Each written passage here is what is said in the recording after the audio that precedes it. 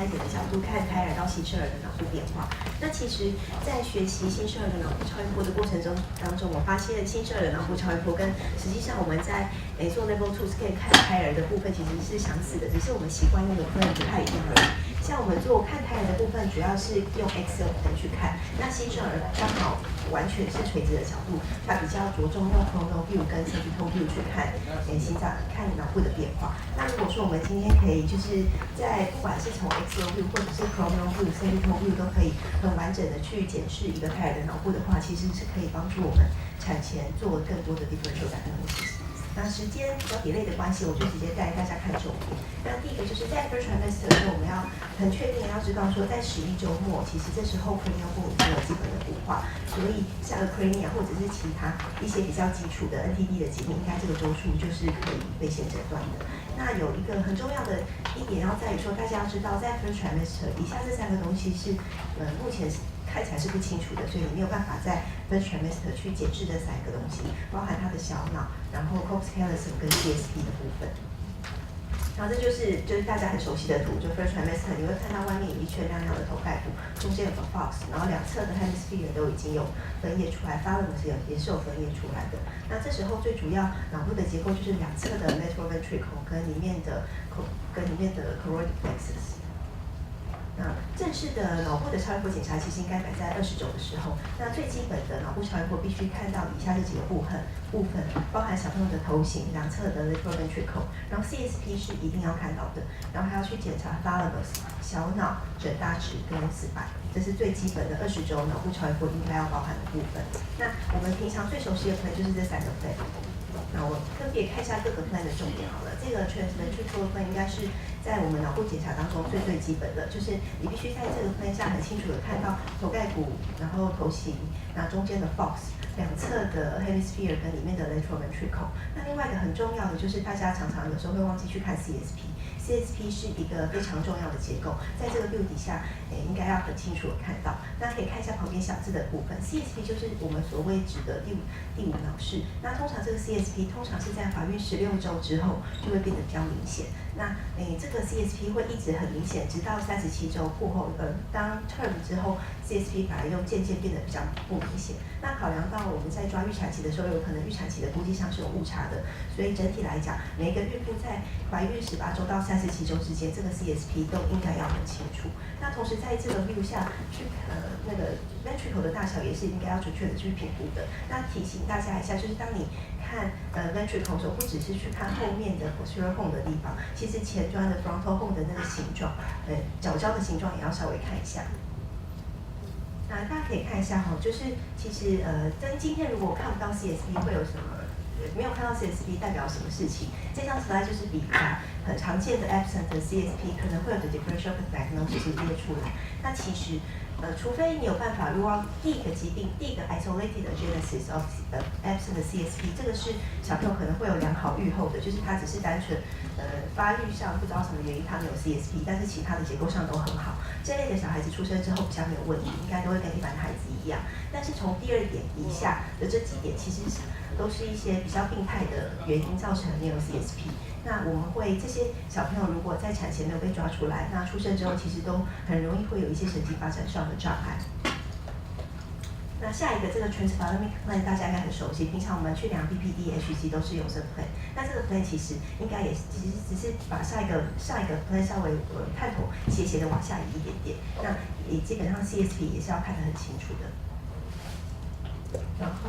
然后接着再把探头稍微斜的往后移，就可以看到后面的这个小脑。那在这里要提醒大家是，小脑的这个 plan 并不是只有看到这个小脑就好，其实在最标准的 plan 下，你应该要同时看到 CSP 跟 thalamus。因为小脑的结构，在20周到24周之间，它的形状像这样子，就是两侧有点像是一个花生形状，两侧圆圆的，这个是小脑半球，那中间有一个比较亮的 echogenic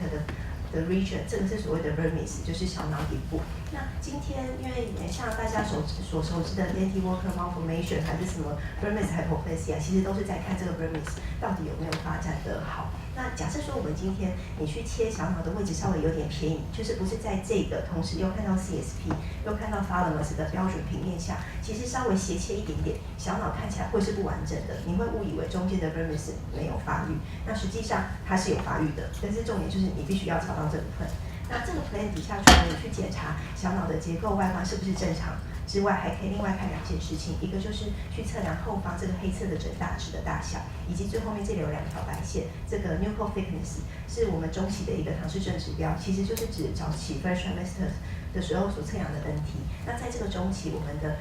大小正常来讲应该要小于0.6公分。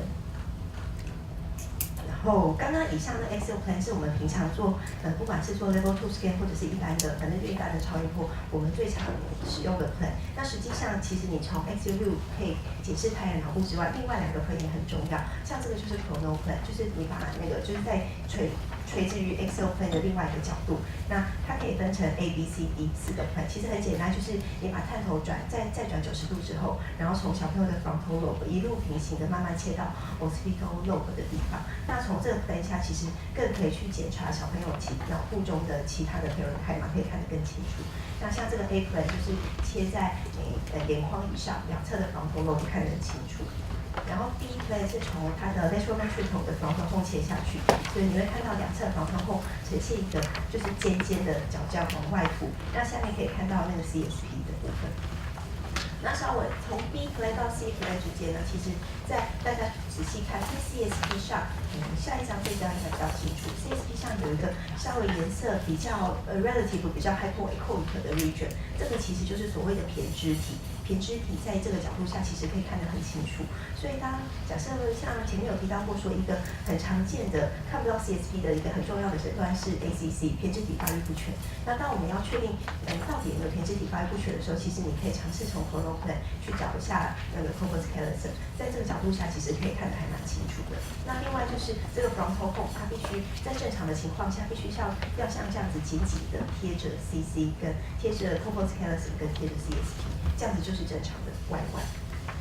然后探头再往后移，可以看检视2侧就是整叶 occipital lobe 的地方。那另外，如果你角度抓得好的话，正常就是2侧 occipital lobe 的正下方其实就是小脑。在这个地方，你可以再看一次小脑的外观，2侧小脑半球跟中间 echogenic 的 vermis。那小孩子的newborn的超音波其实就是类似的做法，就是我们出生之后都有好，就是有些骨缝还没有愈合嘛。有一些骨缝还没有愈合好嘛，那我们最主要就是从小朋友前囟门的部分，然后从前面这样子一个一个往后扫，跟我们刚刚做的胎儿的 Chrono plan 的检查是完全一样的，只是说因为出生之后，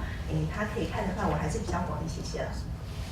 那大家可以看一下，那除了 Chrono plan 之外，另外一个常用 plan 就是 sagittal plan， 另外一个更垂直的角度。那产前的部分我们比较简单，就是 A plan 跟 B plan。A plan 就是正中视状前面命的 sagittal plan。那在这个 plan 底下可以看到这一段颜色比较黑的，这个就是所谓的 CC corpus callosum， 像这样子看起来就很完整，非常的清楚。那再来这个是黑色的部分是 CSP， 然后第3脑室、第4脑室。第4脑室后面的小脑，这个部分其实都可以看得蛮清楚的。假设说我们今天怀疑小脑上有一些发育上的异常，就是你要去辨别一些什么 Betty Walker malformation、Betty Walker variant 或者是 Black Porch cyst 这类的小脑的疾病的时候，其实你转到 sagittal plan 是可以看得也是可以看得很清楚的。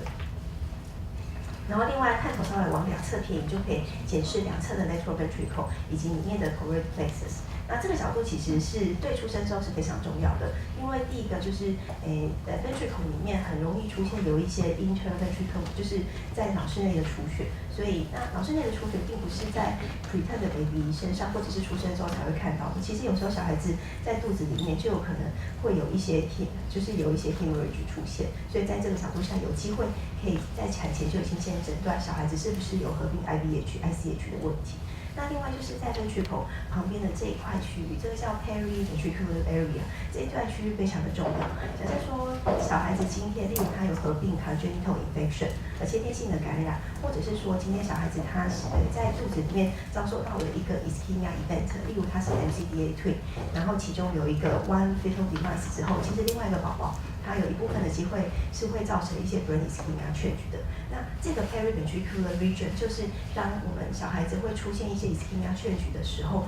最常出现的区域。一开始它可能只是一些亮点，就是一些发现这个地方的 echogenicity 变得比较亮一点点。但是通常过了7到10天之后，如果是比较严重的有意义的 ischemia event， 其实这些亮点有可能会开始有些 cystic change， 然后渐渐的就演变成 periventricular 的 leukomalacia。那小朋友当出现这些比较严重的状况的时候，出生之后常常是会有造成像 CP 等等这类的，就是 neurological 的 deficit。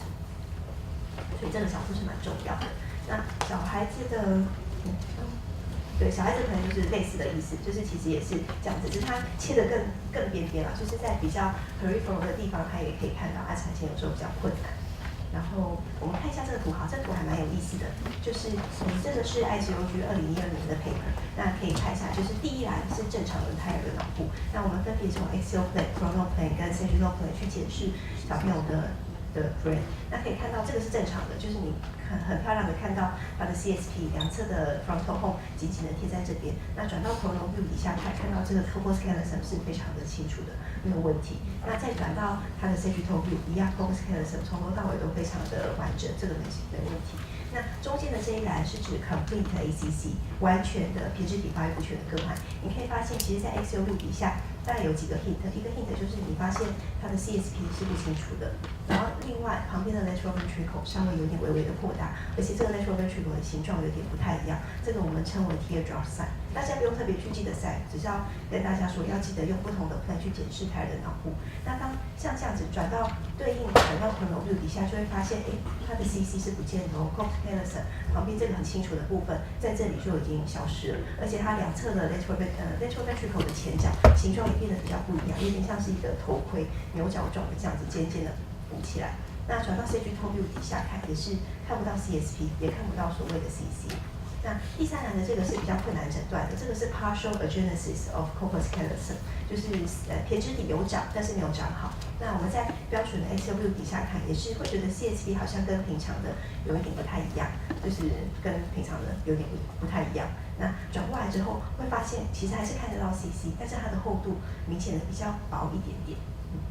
那转到 sagittal view 底下看，会发现 CC 之后前面的地方比较清楚，但是比较细，那后面的地方就不清楚。那像这一类，其实 complete 的 ACC， 我想大家如果有在注意 CSP 的话，一般会漏，大概比较不会漏掉，但是 partial agenesis of CC 是比较困难的。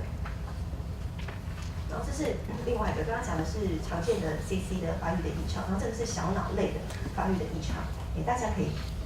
简单看一下，就是像第一个嘛，那个 A， 你看觉得两侧的这个那个小脑的半球很清楚，但是中间的 Burmese 是不见的。那实际上你转到 sagittal view 底下看 Burmese 有很清楚的问题。这个 case A 跟 AB 这两个是同一组 case， 它是一个 black pouch cyst。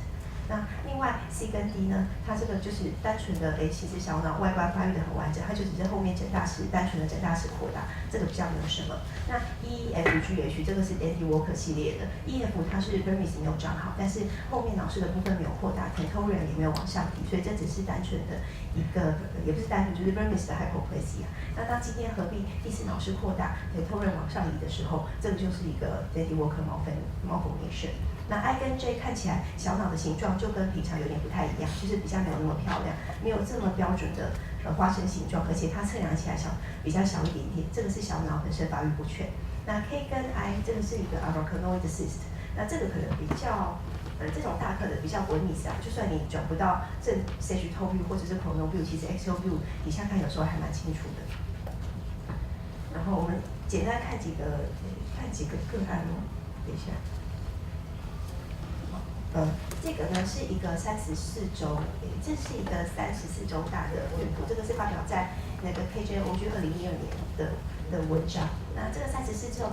岁的单胞胎孕妇 G2P1， 过去的没有什么特别的病史。那这一胎之前的产检也一切都很好，但是他就发现在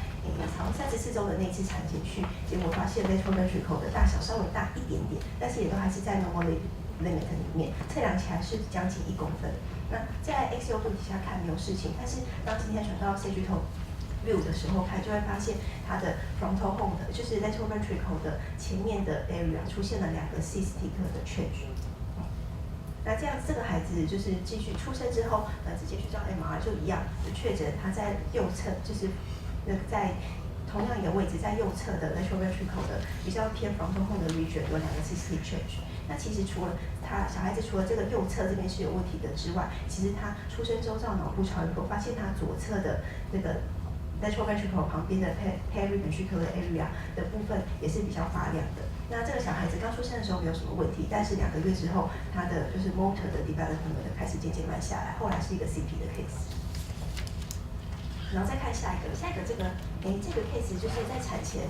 发生了一个 ICH、IDH 的状况。那可以看到在 coronal view 底下，其实2侧的 lateral ventricle 当中，前面在那个脉络丛的上方有一个亮亮的 ICH、IDH 的部分，有一个小小的 blood clot。那转成 sagittal view 底下看也是会发现 lateral ventricle 比较扩大，而且上面有一些就是在后面有一些血块的出现。那时间再过久一点点，就会发现2侧 ventricle 都变得比较大，然后血块在这个地方有个 grade 3的 IDH。那出生之后，这个小孩子是需要置放就是一 shunt， 因为他出生之后那个血块一直吸收的有点慢，而且有点塞住他的整个脑室的循环，所以小朋友一个水脑的，就是有一个水脑的状况，出生之后需要摆 shunt。然后再看下一个，这些都是产前的 case， 产前就一样，也是发现lateral ventricle 比较大一点点，而且周围比较发亮。那像这个周围比较发亮可以比较一下，这个是切到 coronal view 底下去比较2个，就是你可以看到2个 lateral ventricle， 这一侧的是比较正常的，但是这一侧的 ventricle 的周围就是微微的有点发亮起来，这个就是合并了跟 ventriculitis 的现象。然后再看下一个，这个是2006年 ISUOG 的 paper， 它总共统计给大家看几个，就是 MCDA twin， 其中一个 one fetal demise 之后，另外一个宝宝出现 acute brain ischemia change 的一些个案。那可以看到，现在看到的这个都是存活的那个宝宝。那这个是在其中一个 demise 之后没多久，大概没多久3-4天之后，就直接去做的 brain echo， 大概差不多20周左右，会发现其实它的 brain cortex 变得比较薄一点点，而且在外面有一些 fluid 的出现，就是这些在 coronal view 底下看其实蛮清楚的，这些黑黑的就是一些异常的多余的 fluid。然后一样，再转成 sagittal view 底下看 fluid 的变多 ，cortex 变薄。这个小孩子他在其中一个 MCDA twin 其中一个 demise 之后发生了 brain 的 atrophy， 那后来这个是termination。然后再看下一个，这个一样，这个比较复杂一点点。这个人是 MCDA twin， 然后合并 TTTS 其中一个 one fetal demise。那 demise 之后不久就会发现这个就是存活的那个暂时还存活的那个小孩子2侧，其中他有一侧的那个 brain cortex 是变得比较 hyper， 有一些就是 hyperechoic 的change。然后转到那个 sagittal view 来看，就是在frontal horn的地方有一个 hyperechoic change。那之后过了10天，就发现这个明显发亮的地方开始打洞，变成 cystic change， 出现了 multicystic encephalomalacia。那最后这个也是 termination。所以其实可能很简单，就是胎儿的脑部超音波跟新生儿的脑部超音波其实没有什么不同，它就只是惯用的平面上的不同而已。那你会做新生儿的，会做胎儿的超音波之后就会做新生儿的超音波。那很重要的是，你一定要把就是整个大脑发育的，你大概要很清楚的可以辨别说目前这个脑部大概发育到什么程度。那另外就是 multi-planar examination 是非常重要的，不只要会用 XO view， 我们熟悉的 XO view 下去解释胎儿的脑部 ，coronal view 跟 sagittal view， 只要你转得出来，其实你可以做非常多的鉴别诊断。然后，这类有问题的孩子，你需要做持续的 follow up。那如果说今天真的你觉得有异议，胎儿的脑部的发育是有异议，但是看不出来到底是哪里有问题，最后还是会建议28周到30周之后要排一个 fetal 的 brain MRI。